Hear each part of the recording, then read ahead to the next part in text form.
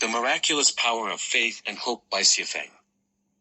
On September 9, 2019, the World Health Organization pointed out that an average of 800,000 people commit suicide globally each year, with attempted suicides being 20 times that number.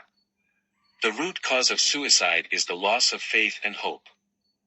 Considering that each person who commits or attempts suicide affects an average of 4 others, about 64 million people worldwide are plunged into extreme misery annually.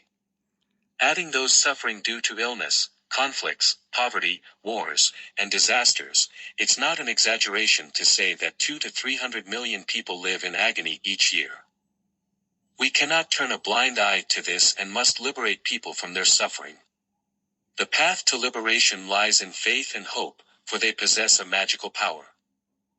During a major earthquake in Los Angeles, 14 children were rescued 36 hours later. The core factor in their rescue was the faith and hope shared between one child and his father, who had always assured his son, "No matter what happens, I will always be there for you. My father will come to save me," became the child's beacon of faith and hope, which also inspired the other 13 children to survive the period of fear and despair until their eventual rescue.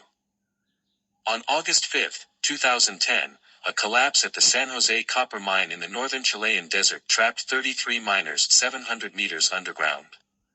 Their fate was uncertain to those above ground, but the 33 miners found refuge in a shelter.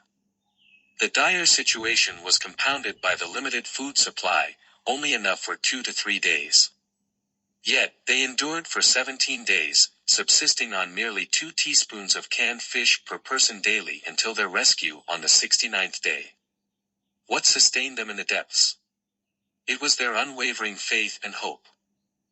In the face of despair, maintaining faith and hope can turn the tide to safety. One of the best examples of maintaining faith and hope in today's era is the Chanyuan celestials of Lifechanyuan.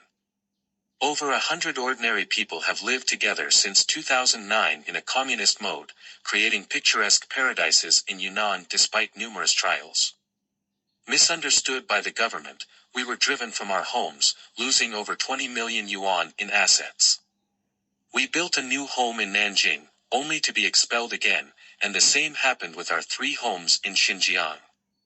Returning to Yunnan, we built 3 more homes but faced hardships once more. Despite depleting our funds and feeling as though there was no place for us in the vast world, we persevered, rebuilding our homes, especially the 2 in Thailand with the support of local temple leaders.